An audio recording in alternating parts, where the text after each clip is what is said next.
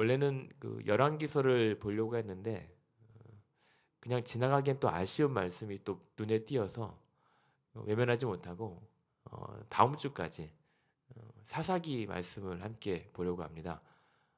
사사기도 재밌어요. 그러니까 재밌다는 말이 뭐냐면 사사기 말씀을 보면 불편하거든요.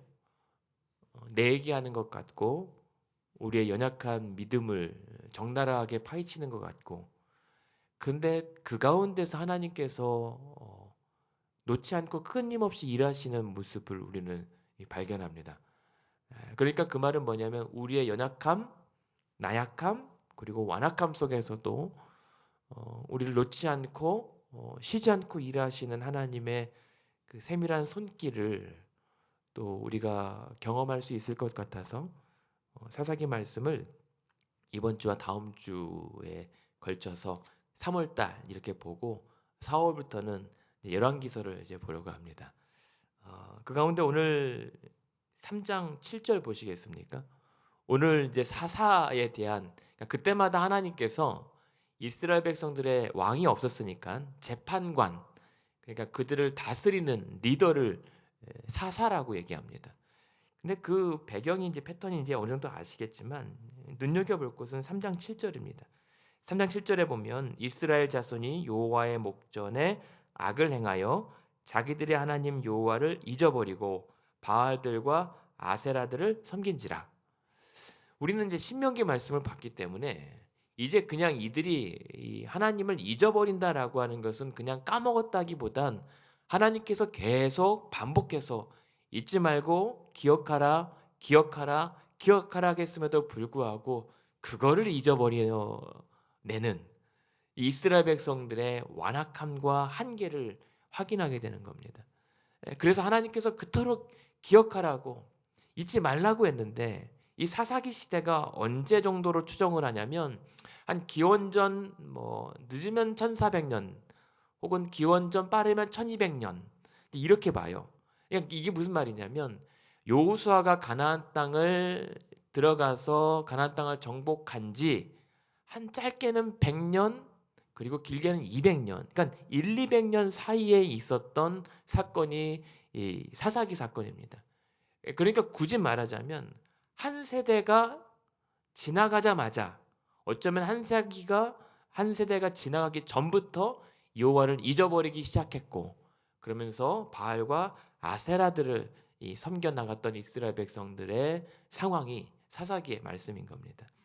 그러니까는 한 세대라고 굳이 말하면 이제 사사를 보면 되겠지만 40년 여러 가지가 다양하지만 결국은 우리 스스로 하나님의 그 복, 은혜 이렇게 하면 다 주겠다라고 했던 그 하나님의 좋은 말씀과 약속도 우리 스스로에게는 감당할 수 있는 능력이 없다는 사실을 사사기의 말씀에서 얘기합니다.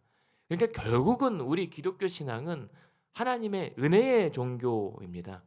하나님께서 그런 우리를 놓지 않고 끊임없이 붙잡아 일으켜 주시니까 우리가 신앙생활을 하는 거지, 하나님께서 우리에게 날마다 부어주신다고 하는 그 은혜가 있다고 해도 믿지 않고 알면서도 붙잡지 않고 날마다 누리면서 계속 잊어버려내는, 그것이 우리라는 사실과, 그럼에도 불구하고 오늘 하나님께서 그런 자들을 포기하지 않고 어떻게 해서든 기다리시고 달래시고 보채시고 일으키시고 오히려 위로하시고 축복하시는 분이 우리가 믿는 하나님이라는 사실입니다. 그러니까 우리가 하나님을 믿게 되는 것은 영광인 겁니다. 우리가 다른 종교의 신을 믿는 것이 아니라 유일하신 참신이신 하나님을 믿고 산다라고 하는 것이야말로 얼마나 다행인지 모릅니다. 그런 하나님 앞에 오늘 우리가 사사기를 통해서 우리 자신들의 믿음을 한번 돌아보기 원하는데요. 앞선 1장부터 2장까지는 이 사사기의 서론입니다. 이제는 이제 잘 알겠지만 그 사사기의 패턴이 뭐냐면 목전에, 오늘 7절에도 마찬가지입니다. 이들이 하나님을 잊어버리고 하나님의 목전에 악을 행하였다. 3장 12절에도 마찬가지입니다. 이스라엘 자손이 또 여호와의 목전에 악을 행하였고, 또 얼마나 심했으면 이스라엘 자손이 여호와의 목전에 악을 행하였다. 두 번을 강조합니다. 그러니까 이게 하나님을 잊어버린 아주 필수적인 결과입니다. 하나님을 잊어버리면, 하나님을 놓아버리면 인간은 악을 행할 수밖에 없는 존재입니다. 그래서 우리는 진노의 자식이고 멸망의 자식이라고 하는 사실, 우리는 항상 이젠 알지만 그것조차도 다 잊어버립니다. 그런 가운데 이들이 바알들과 아세라들을 7절에 섬겼다라고 하는 것은 무슨 말이냐면 하나님에 대해서 실증을 느꼈다는 겁니다. 권태기입니다. 권태감. 하나님께서 자신들을 그렇게 들여섰던 전 세대들이 다 죽고 이제 하나님의 그 광야 여정을 체험하지 못한 세대들이 하나님은 알긴 아는데 그 하나님이 진짜 오늘 나의 삶과 어떠한 연관성이 있는지를 모르기 때문에, 아니 어쩌면 이스라엘 가나안 입성 1세대, 광야 1세대가 아니라 가나안 땅의 입성 1세대, 이민 1세대라고 하죠.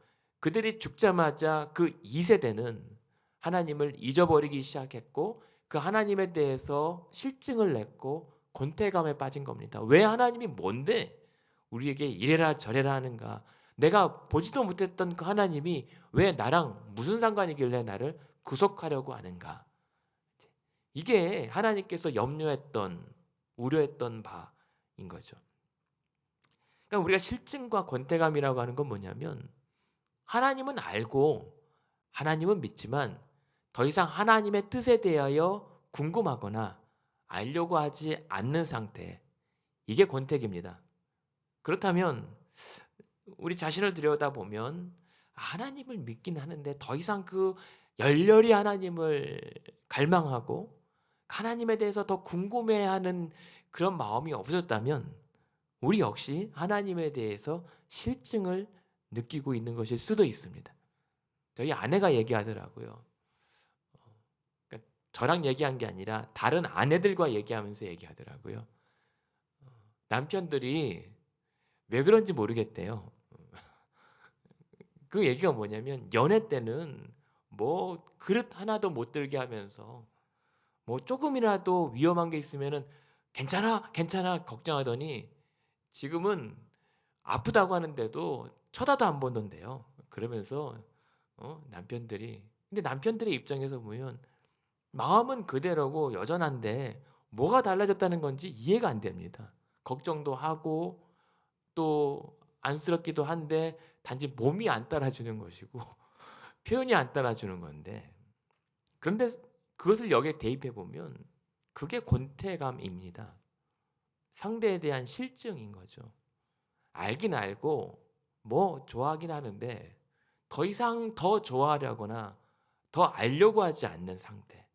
근데 그게 사람의 관계가 아니라 하나님과 우리과의 관계로 비약이 되면 더 이상 하나님은 우리에 대해서 기대할 것이 없는 거죠. 그런 상태가 사사기 시대 백성들의 상태입니다. 누누이 계속 말씀을 드리고 우리가 항상 확인해야 될 것은 이스라엘 백성들은 적어도 하나님을 한 번도 버린 적은 없어요. 그러니까 버린 적은 없다라고 하는 것은 이제 제 해석인데 이들은 하나님을 버린다고 생각한 적이 없습니다. 그냥 하나님에 대해서 그냥 익숙해진 것이고 그러다 보니 하나님도 붙잡고 있지만 오늘 말씀처럼 바알과 아세라도 붙잡은 것뿐입니다. 그러나 하나님은 그것을 우상 숭배라고 규정했던 거죠. 그렇게 본다면 오늘 저와 여러분의 신앙에도 우리는 하나님을 안 믿은 적이 없습니다. 하지만 하나님을 믿는다고 하면서 다른 것도 섬기고 있다면 오늘도 이 사사시대 백성들의 모습과 크게 다르진 않는다. 결국은 신명기의 예언대로 저들은 나를 버릴 것이다, 어길 것이다 라고 하는 하나님의 말씀대로 이들은 그렇게 됐습니다. 그러면 하나님이 이들이 그렇게 패역함을 행하면 하나님은 어떻게 행동하셔야 되죠? 하나님은 가만히 계시면 안 됩니다. 약속하신 대로 저주와 심판을 내리셔야 됩니다. 그래서 8절입니다. 8절에 보면 여호와께서 이스라엘에게 진노하사 메소포타미아 왕 구산 리사다임의 손에 파셨고 8년 동안 저들을 넘겼습니다. 그러니까 잘못했으니까 말 잘 들어 이게 아니라 하나님은 분명 하나님의 약속대로 지금 일하고 계십니다. 그런데 약속대로 일을 하시는데 약간 맛배기만 보게 해주세요. 8년 동안 이 메소포타미아 왕 그 나라의 이제 속국이 됩니다. 그래서 섬기는데 계속 이들의 악행의 결과는 하나님의 심판과 저주입니다. 그러면서 9절에 보면 이스라엘 백성들은 그때 어떻게 반응하냐면 이스라엘 자손이 여호와께 부르짖으매라고 합니다. 이제 죽게 됐으니까 이제 매달리고 살려달라고 할 분은 한 분밖에 안 남는 겁니다. 하나님께 회개합니다. 각성합니다. 그러면 또 하나님은 뭐라고 합니까? 약속을 뭐라고 하셨죠? 언제든지 내게 돌아오면 나도 너에게 돌아가겠다. 그러면 이들이 하나님께 부르짖었다고 하면 적어도 이 초기 상태의 사사시대 하나님도 돌아오십니다. 그 돌아오셔서 이들을 구원하는 그 방식이 사사 한 리더를 세워서 이들의 백성들을 구원하는 방식이었습니다. 그래서 9절에 보면 여호와께 부르짖음에 여호와께서 이스라엘 자손을 위하여 한 구원자를 세워 그들을 구원하게 하시더니 그는 온니엘이다라고 얘기합니다. 이 온니엘이라고 하는 사람을 세웁니다. 그리고 이 온니엘은 어떤 사람이냐면 10절에 보면 여호와의 영이 그에게 임하여서 그가 이스라엘의 사사가 되어 그를 구산 리사다임으로부터 이스라엘 백성들을 구원해냅니다. 그리고 11절에 그 땅이 평안한 지 40년에 아들 그 그나스의 아들 온니엘이 죽습니다. 이게 하나님께서 일하시고 건지는 방식입니다. 하나님의 영을 부어주십니다. 그리고 그 성령의 사람을 통해서 한 구원자를 통해 백성들을 구원하십니다. 그러나 한계는 뭐냐면 죽습니다. 결국 인간 사사들, 하나님께서 그들을 구원했던 인간의 사사들은 아무리 훌륭해도 아무리 훌륭한 왕이라도 결국 죽는 한계를 보이게 됩니다. 이게 사사기의 첫 번째 사사로 등장하는 온니엘입니다. 그런데 이게 왜 온니엘 사사가 중요하냐면 가장 이상적인 사사예요. 온니엘은 하나님의 영으로 충만하여서 그가 어떠한 흠에 대한 것도 기록이 없이 하나님께서 온전히 그를 통하여 내주신 이 사사기에서 가장 이상적인 사사. 그러면서 앞으로 여러분들이 사사기의 사사들을 볼 때 유념하실 게 점점 사사들의 퀄리티가 떨어져요. 점점. 그래서 나중에는 어떤 사사까지 갑니까? 삼손까지 가는 겁니다. 삼손은 최악이었습니다, 여러분.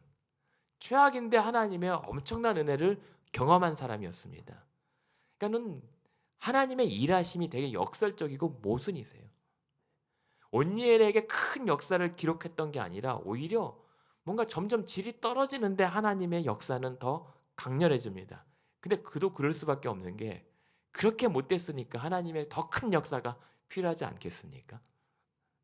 그러니까 그렇게 열악하고 완악하고 최악으로 가는데도 하나님의 역사가 계속 이어지고 있다라고 하는 이 이야기가 사사기입니다. 그리고 그 사사기의 정점은 어딘 줄 아십니까? 룻기입니다. 사사시대에 최악으로 가뭄에 흉년이 듭니다. 베들레헴에. 근데 이스라엘에 흉년이 들었다는 것은 우리는 이제 압니다. 신명기에 그 가뭄이 그 땅에 들었다는 것은 하나님의 약속의 땅에 흉년이 들었다는 건 뭐죠? 저주인 겁니다. 하나님의 심판이 이 사사시대에 온 땅에 임한 겁니다. 그래서 끊길 것 같은 그 한 집안을 어떻게든 그러나 살리시고야마는 그 하나님의 은혜가 약속이 이 룻기에서 정점을 딱 찍는 겁니다. 이게 사사기입니다. 그래서 나중에 온니엘은 오늘 여호와의 영이 임하여서 하나님의 일을 감당하잖아요. 근데 삼손의 마지막 사사의 모습, 사실은 사무엘이 마지막 사사입니다만 사사기에서 나오는 마지막 사사 삼손은 어떻게 끝납니까? 항상 어렵고 곤란하고 못됐을 때도 삼손이 하나님께 부르짖을 때 여호와의 영이 그를 돕습니다. 근데 마지막 절대 하지 말아야 될 이 머리의 비밀을 발설하고 그냥 들어 누워 무릎에 자고 있는 순간 하나님의 영이 하나님이 그를 떠나버리십니다. 그게 결론이에요, 사실은. 그게 우리의 결론이란 말입니다. 근데 하나님의 결론은 거기서부터 다시 시작되는 거죠. 다시 마지막으로 이 삼손에게 힘을 주시고 기회를 주셔서 하나님의 역전이 일어나는, 그게 구원입니다. 우리의 끝에서 하나님의 역사의 시작이, 약속의 서막이 열리는 것이 바로 사사기고 하나님의 구원 이야기인 거죠. 그래서 사사기의 결론을 미리 말씀드리면 진정한 우리의 사사는 하나님이시다라는 겁니다. 그리고 우리의 진정한 사사이신 분은 영원히 죽지 아니하시는 예수 그리스도가 우리의 영원한 사사 되신다라고 하는 말씀을 하나님은 사실은 하시고 싶은 거예요. 예. 이제 그런 부분 가운데 사실은 이런 온니엘을 보면서 그 다음에 이제 두 번째 12절에 보시면, 그러나 우리 인간들은 온니엘이 40년 동안 다스리면서 평안해지니까 이제 어떻게 해야 되겠습니까? 또 잊어야죠. 그래야 이제 이제 그렇구나 하는 거죠. 12절에 보면 이스라엘 자손이 또 여호와의 목전에 악을 행했는데요. 아까 말씀드렸던 것처럼 이스라엘 자손이 목전에 여호와 앞에 악을 행하였다는 것을 두 번 강조하는 거면 진짜 못된 겁니다. 그때 하나님께서는 그럼 또 어떻게 하셔야 되죠? 다시 하나님께서 진노하셔야 됩니다. 그 진노의 방법이 주변 나라를 통해서 그 백성을 치시는 겁니다. 그래서 이번에는 모압 왕 에글론을 강성하게 합니다. 하나님이 살아계시면 왜 하나님을 믿는 나라가 못 살지? 이게 아니라 하나님을 믿는 자들이 하나님과의 언약을 잊고 그렇게 악을 행했을 땐 하나님께서 주변 나라를 흥하게 하셔서 오히려 하나님의 백성들을 심판하시는 방식이 있던 겁니다. 그런데 13절에 보면 에글론이 암몬과 아말렉 자손들을 모아 가지고 와서 이스라엘 쳐서 종려나무 성읍을 점령합니다. 연합군을 만들었어요. 모압, 암몬, 아말렉. 근데 아말렉은 누굽니까? 이스라엘 백성들을 출애굽 때부터 계속 괴롭혔던. 그러니까 이게 사사기 1장, 2장은 안 봤지만 하나님께서 이스라엘 백성들에게 명령하셨던 게 뭡니까? 그 마지막 이방 족속들을 끝까지 멸하라. 쫓아내지 아니하면 그들이 너희들의 올무가 되어서 너희를 찌를 것이다. 그렇게 안 했어요. 그래서 안 한 결과 모압과 암몬과 아말렉 족속이 끝까지 이 백성들을 찌르는 가시가 되는 겁니다. 그런데 이 가시들을 왜 하나님께서 어떻게 사용하십니까? 3장 4절에 보시면, 잠깐 3장 4절에 보면, 남겨두신 이 이방 민족들로 이스라엘을 시험하사 모세를 통하여 그들의 조상들에게 이르신 명령들을 순종하는지 알고자 하려고, 아예 그 우리의 악함을 통해서 오히려 하나님의 선하신 역사를 이루어 나가시려고 계속 찌르는 겁니다. 그 가시를 통해서 정신 차리라고. 왜요? 3장 1절에 뭐라고 그랬습니까? 이들은 전쟁을 알지 못한 세대이기 때문에. 그래서 2절에 이들을 가르쳐 알게 하려고 계속 가시로 찔러대는 겁니다. 그럼에도 불구하고 이들은 찔러대면 왜 하나님 나를 찌르십니까? 라고 대적하게 바빴던 거죠. 그러나 이 가운데 13절에 다시 보면 종려나무 성읍이라고 하는 게 어디냐면 여리고입니다. 여리고가 어떤 곳입니까? 하나님의 놀라운 기적과 놀라운 그 능력으로 그냥 걸음걸이와 소리 함성으로 와르르 무너뜨려 얻게 하신 하나님의 놀라운 능력의 증거입니다. 근데 그 믿음의 유적지가 우상의 땅과 그 패배의 땅으로 완전히 바뀐 겁니다. 에글론이 암몬과 아말렉 연합군을 통해서 여리고를 다시 점령했다라고 하는 겁니다. 하나님이 차지하여 준 땅을 뺏긴 겁니다. 그것도 한 세대가 지나자마자. 그러니까요, 우리가 오늘날 믿음의 유적지, 믿음의 유산, 과거에 화려했던 영광, 거기에 취해 있으면 큰일 난다는 겁니다. 그 믿음의 유산과 유적지들, 우리가 100년, 1000년, 만년 그렇게 갈 것처럼 여겼던 믿음의 기독교의 역사들이 어떻습니까? 지금 잔재가 되어 있잖아요. 그것은 기독교 역사 속에서도 이미 검증이 되어 있지만 이미 하나님의 말씀 속에서도 이미 기록되어 있고 예언되어 있던 겁니다. 오늘도 마찬가지입니다. 영원한 것 없습니다. 우리가 만약에 그러한 영원한 믿음을 소유할 수 있다면 모르겠지만 우리는 몇 년도 못 견딥니다. 그런데 이때 15절에 할 수 있었던 것은 무엇입니까? 한 가지입니다. 하나님께 부르짖는 것, 회개하고 여호와께 돌아가는 것. 그랬더니 15절에 보면 부르짖음에 한 구원자를 또 세우셔서 구원합니다. 그런데 이번에는 두 번째 사사로 나오는데 에훗이라고 하는 선지자가, 이 사사가 나옵니다. 근데 이 에훗은 어떤 사람입니까? 15절에 베냐민 사람인데 왼손잡이입니다. 왼손잡이요. 제가 왼손잡이입니다. 근데 왼손잡이는 지금은 안 그렇습니다. 미국에서도 그렇지만 제가 어릴 때 왼손잡이는 되게 구박받고 핍박받고 멸시받았단 말입니다. 어르신들이 너랑은 같이 밥 안 먹는다라고 오른손으로 먹기 전까지는 그럴 정도로 뭐라고 그랬잖아요. 네, 그건 이제 그런 시대적인 반향인데, 근데 지금 에훗이라고 하는 사람이 굳이 성경에서 왼손잡이라고 소개하는 이유가 있습니다. 베냐민 사람은 어떤 사람들이냐면 오른손잡이의 아들들이에요. 오른손잡이의 민족입니다. 그래서 이들이 나중에 사사기 후반에도 보면 뭘 잘하냐면 돌팔매질을 잘합니다. 사격을 잘합니다. 다 오른손잡이기 때문입니다. 근데 그 오른손잡이의 아들의 민족에서 왼손잡이라고 하는 것은 그 지파 안에서 쓸모없는, 존재감 없는 자라는 뜻입니다. 하나님께서 그런 존재감 없는 왼손잡이 에훗을 구원자로 세우셨다는 겁니다. 근데 이 왼손잡이라고 하는 뜻도 오른손이 묶여 있다는 뜻입니다. 오른손을 묶여 있다라고 하는 것은 오른손을 쓸 수가 없는 상태인 겁니다. 그래서 추정하기로는 오른손을 쓰지 못하는 장애가 있거나 제약이 있다. 그래서 원래 왼손잡이 오른손도 쓸 줄 아는데 왼손잡이가 된 게 아니라 왼손밖에 쓸 수가 없게 된 한계에 있는 사람을 구원자로 세우신 하나님의 마음, 생각, 예측이 안 됩니다.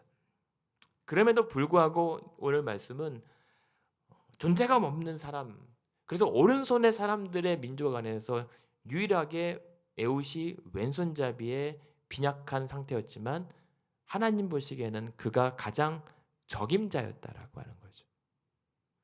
그래서 그가 했던 건 뭐냐면 15절에 16절에 보면 한 규빗 50cm 정도 되는, 여러분의 손끝과 팔꿈치 정도 되는 칼을 만들어서 오른쪽 허벅지 속에 차고 놓고 17절에 보면 그 모압 왕 에글론에게 공물을 바치러 가는데 에글론은 매우 비둔한 자였다. 이 말은 이제 미리 암시하는 겁니다. 몸이 거대해서 민첩하지 못했다. 그래서 왼손잡이 에훗에게 무력하게 당할 수밖에 없었다라는 사실을 사실은 암시합니다. 대처하지 못했다는 거.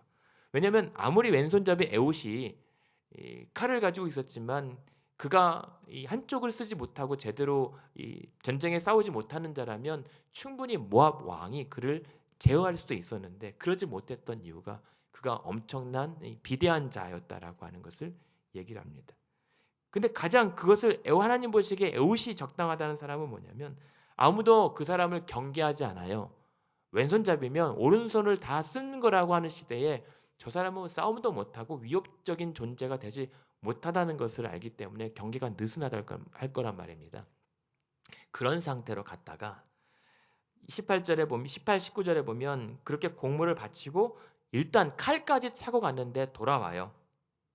그냥 돌아가는데 아마 자신이 없었던 것으로 보입니다.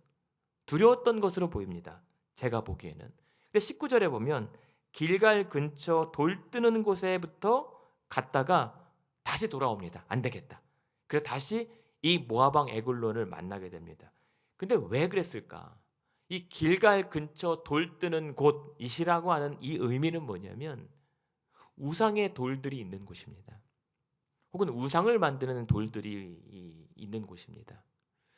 그렇다면 이 에훗이라고 하는 이 사람이 자신의 연약한 어떤 상태에서 비록 하나님의 부르심을 받고 그 왕을 죽이러 갔으나 인간적인 두려움과 여러 가지 상황에 어찌할 바를 몰라서 그냥 포기하고 돌아오던 길에 어쩌면 그 돌뜨는 곳인 그 우상의 현장에 가서 다시 한번 하나님의 세대와 하나님의 역사와 하나님의 민족들에 대한 그 열타는 불타는 하나님의 열망을 가지고 다시 그 모압 왕에게 돌아갔을 것이다 라고 예측이 됩니다. 그리고 그가 20절에 홀로 있는 에웃 왕에게 찾아가서 하나님의 명령을 받들어 왕에게 아뢰 일이 있습니다 라고 이릅니다. 가까이 나아가게 합니다. 하나님의 명령이라고 하는 것은 사실은 물건입니다. 하나님께서 왕에게 드리라고 하는 특별한 물건이 있어서 왔습니다. 그러니까 이 모압 왕은 이게 무슨 또 선물인 줄 알고 경계심 없이 다가갔을 것 아닙니까? 그때 21절에 에웃이 왼손을 뻗쳐 깔을 빼어 왕의 몸을 찔렀다라고 얘기합니다. 계속 왼손을 강조합니다. 전혀 사람들이 생각하지 못했던, 경계하지 못했던 그 왼손. 그러면서 결국은 그 에웃을 통해서 이 모압 왕을 죽이고요. 그리고 26절에 보면 다시 에웃이 피하여 돌뜨는 곳을 지나 스이라로 도망했다라고 합니다. 돌뜨는 곳을 계속 강조합니다. 그가 결단하게 됐던 그 장소, 돌아왔던 장소로 돌아오게 되는 것을 얘기합니다. 그러면서 27절에 그가 했던 건 뭐냐면 에브라임 산지에서 나팔을 불어서 그때까지 숨어 있었던 이스라엘 백성들을 다 끄집어내서 28절에 나를 따르라 여호와께서 너희 원수들인 모압을 너희 손에 넘겨주셨느니라 라고 하면서 모압을 다 무찔러요. 아니 그렇게 강해 보였던 그 모압이 어떻게 하루아침에 그렇게 숨어있던 이스라엘 백성들이 용계와 용맹이 나왔는지 그들을 한 사람도 건너지 못하게 할 정도로 패배시킵니다. 이게 하나님의 역사였고 하나님의 구원이었고 29절에 보면 그때의 모압 사람 약 10,000명을 죽였으니 모두 장사여 모두 용사라 한 사람도 도망하지 못했다는 것. 모두 장사였고 용사였던 모압 군대를 모조리 멸절했었던 이스라엘 백성들. 그동안 왜 그들에게 억압당했고 그동안 왜 굴복했는지 이해하지 못할 정도의 상황이 벌어집니다. 이게 하나님께서 하신 일들이고 왼손잡이 에웃을 통해서 하나님께서 건져내신 이스라엘의 구원입니다. 그래서 30절에 보면 모압이 이스라엘에 오히려 굴복합니다. 역전이 된 거죠. 그리고 땅이 80년 동안 평온합니다. 한 세대를 살린 겁니다. 적어도 80년은 이제 앞으로 버티게 된 겁니다. 이게 하나님께서 이스라엘 백성들을 향해서 행하신 일들입니다. 결함과 약함을 통해 하나님의 모든 상황을 주관하시는 바람에 하나님의 구원의 역사가 나타났던 것. 그리고 사실은 31절에 보면 아낫의 아들 삼갈이라고 하는 이 삼갈도 소 모는 막대기로 블레셋 사람 600명을 죽였잖아요. 엄청난 사람입니다. 근데 이 엄청난 사람이 누굽니까? 농부입니다. 농부가 하나님의 사사로서 이스라엘을 건진 겁니다. 그리고 이 사사기를 우리가 봤을 때 염두에 두셔야 될 것은 시간 순서대로 사사들이 누가 죽고 그 다음에 에웃 죽고 삼갈 이렇게 이어지지 않습니다. 이스라엘의 전 지역에 동시다발적으로 일어난 사건을 이렇게 기록한 겁니다.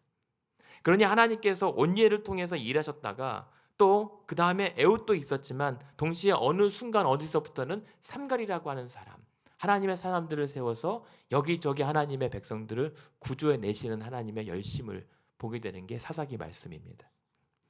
근데 이러한 모습을 보면서 오늘 우리가 기억하고 생각해 보게 되는 것은 오늘도 하나님은 그렇게 일하신다는 겁니다.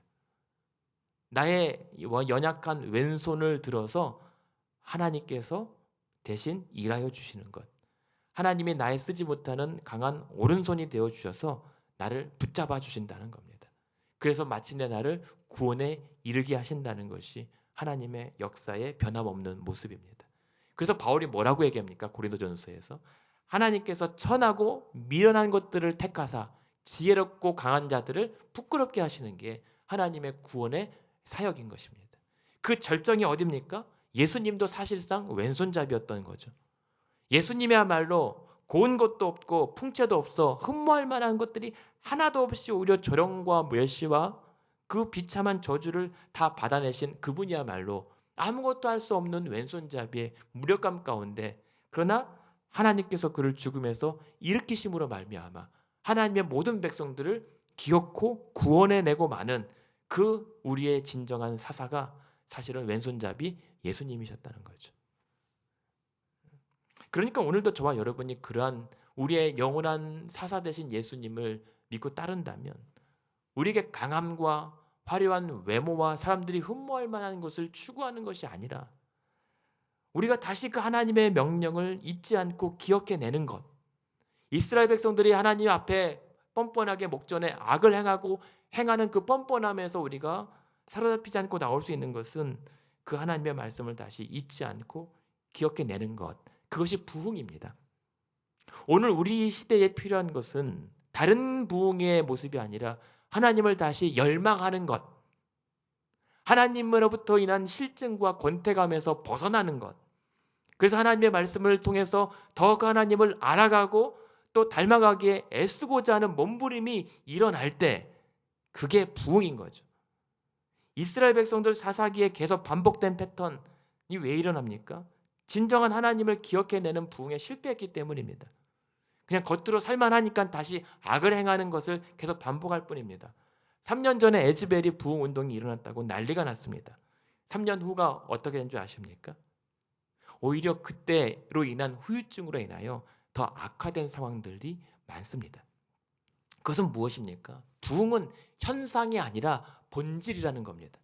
그냥 몇 시간, 며칠 동안 집회를 하고 뜨겁게 이 하나님의 은혜를 체험했다고 끝나는 것이 아니라 그로 말미암아 그 하나님의 열기를, 하나님의 기억을 이어가고 지속하는 게 부흥인데 우리는 항상 그런 일시적인 현상에 그 급급해서 부흥이라고 착각한 나머지 오늘 결국은 그 누적된 그 허황된 부흥의 열기가 식고 나니 이제 거품이 없어진 겁니다. 이게 쇠퇴한 것이 아니라 원래 그랬던 겁니다. 사사시대의 백성들처럼, 사사시대 교회들처럼 오늘 우리들의 신앙이 그럴 수도 있어요. 그래서 오늘 우리가 함께 기도하기 원하는 것은 그러나 그럼에도 불구하고 오늘 여전히 예수 그리스도 안에서 우리의 하나님이 우리의 오른손이 되어주신다는 사실, 그 강하신 오른팔로 우리를 붙들어 주시고 도와주시고 굳세게 해주신다는 사실을 우리가 기억해내는 겁니다. 때로는 우리가 두렵고 주저할 수 있습니다. 그러나 나의 약점, 나의 약함 속에서 돌뜨는 곳, 어쩌면 하나님의 말씀이 살아 움직여야 할 그곳에서 다시 나로 하여금 하나님의 말씀을 더욱더 열망하게 하는 그런 하나님의 은혜와 도전 가운데 다시 돌아가서 하나님이 나의 오른손이시다, 그가 나의 왼손을 들어 사용하신다라고 하는 그 하나님의 약속을 우리가 다시 회복할 필요가 있습니다. 그랬을 때 나만이 아니라 마지막 에훗이 나팔을 불며 숨어 있었던 이스라엘 백성들을 다 끄집어내서 나를 따르라, 하나님을 따르라고 외쳤던 것처럼 우리도 그 믿음의 나팔을 불며 하나님을 따르고 예수 그리스도를 따라가자라고 했을 때 어쩌면 적어도 저와 여러분을 통해서 우리에게도 적어도 한 세대 정도는 살릴 수 있는 은혜를 주시지 않을까 기대해 봅니다. 그게 저와 여러분이 하나님 손에 붙들린 믿음의 왼손잡이 되시기를 주님의 이름으로 축원합니다.